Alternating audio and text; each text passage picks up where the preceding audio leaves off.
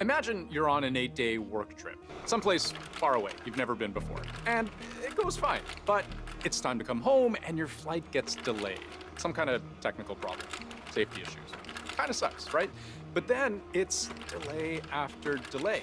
You've been hoping to go home now for 2 months, and you just find out it could be another 6 months until there's finally a flight you can safely ride back. Brutal, right? Well, this is reality for 2 NASA astronauts, Barry Wilmore and Sunita Williams. Butch and Sunny. As mechanical issues with the Starliner could turn their planned 8-day mission into 8 months. Well past Thanksgiving, Christmas, and New Year's. Astronauts may have to wait until early 2025. What? Yeah, you heard right. 2025 in February. That's another half year aboard the International Space Station. NASA always treats every challenge as a learning opportunity, as should we all. But there's no question that this is really embarrassing for both NASA and for Boeing. So how did an 8-day mission turn into 8 months? Even before launch, Boeing's Starliner capsule faced years of delays and 2 aborted launches. Now, that's not totally surprising because encountering delays, that's kind of the point of test flights. You find problems and you solve them. But even after launch, back in June, there were issues. Mission managers are dealing with multiple helium leaks on board. Now, helium is important because that's how you pressurize the fuel tanks on a spaceship. What do I mean by that? Well, in space, you need some way to push fuel along a fuel line. There's no gravity to help you, right? So they use helium, like air in a balloon. They're pressurizing the fuel. So when they need to move that fuel to the right places at whatever rate they need in the moment, the pressure from that helium is what's getting the job done. There were helium leaks detected once the spacecraft went into orbit, and then again as it docked into the ISS. Helium is this gas that, it's really hard to keep in a box. It likes to leak out. And so you're always going to have little tiny leaks. What's happened since the spacecraft got on orbit is that, they had bigger leaks than they had expected. That rose to a level of, okay, we're not so comfortable with this. And helium wasn't the only problem. There was a separate issue with Starliner's thrusters. Several of them completely malfunctioned on the initial approach to the ISS. Thrusters are vital for maneuvering. They're little engines that keep the spacecraft on course, turn it around, or point it in the direction you want.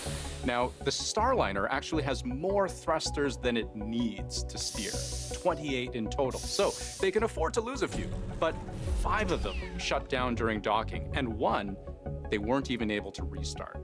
We can afford to lose 1 or 2, but if this is a generic problem and suddenly unexpectedly we lose like 10 or 12 of them, then we're in real trouble. Now, these thruster failures are a bit of a mystery right now. Both Boeing and NASA haven't come up with any clear answers. They're looking, running simulations here on Earth, but until scientists and engineers have a full picture of the problem and how to prevent it from happening again, there's no desire or need at all to put the Starliner crew at risk. They're not saying that they are no longer confident that the Starliner is safe, but they are now admitting that they might need a backup plan. And it feels good to be in space and work up here with the International Space Station team. So, yeah, it's great to be up here. So I'm not complaining. Butch isn't complaining that we're here for a couple weeks.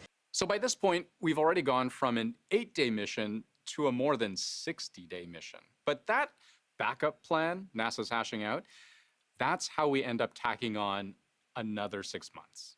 We have been working with SpaceX to ensure that they're ready to respond on Crew 9 for a contingency of returning Butch and Sunny on Crew 9 if we need that. Crew 9 refers to a SpaceX ship, Boeing's competitor, which means Butch and Sunny could return home on a completely different spacecraft. Now, why does returning on a different ship take another 6 months to make happen? Well, space has a lot to do with it, but not in the way you might think. Parking at the space station is almost as bad as parking here in Boston. Yes, this boils down to parking, and I'll show you how. So there are 8 possible docking ports on the ISS.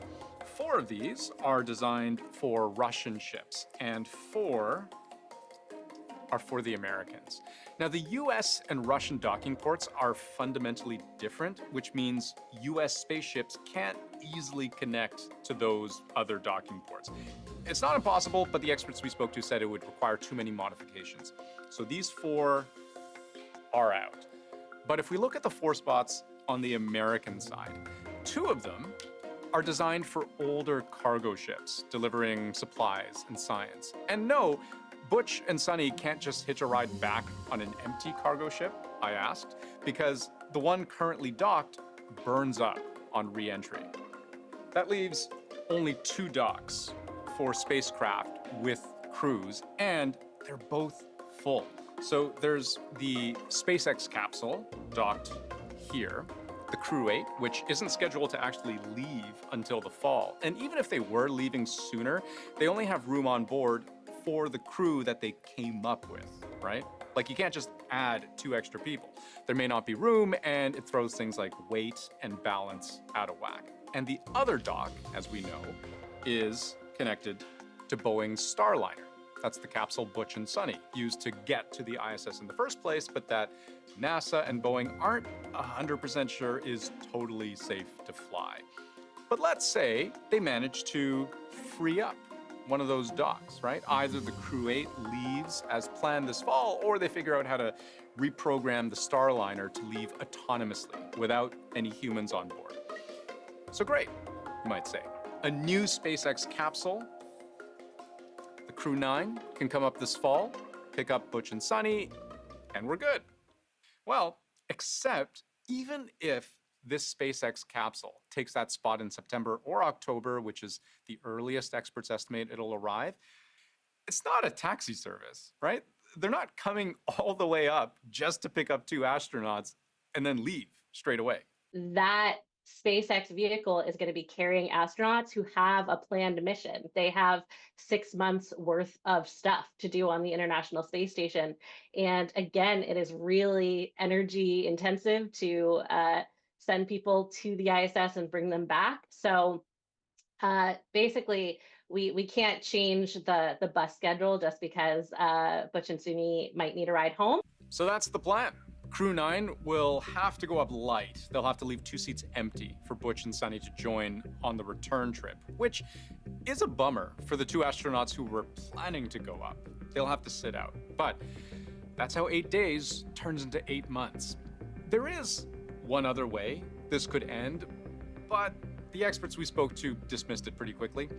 The United States could pay the Russians to send up a Soyuz capsule, dock on their side of the ISS, and bring the American astronauts home. But with geopolitical tensions being what they are right now, US-Russia relations not exactly warm, like I said, the Americans are looking for an American solution. But the silver lining, according to some, a learning opportunity and transparency.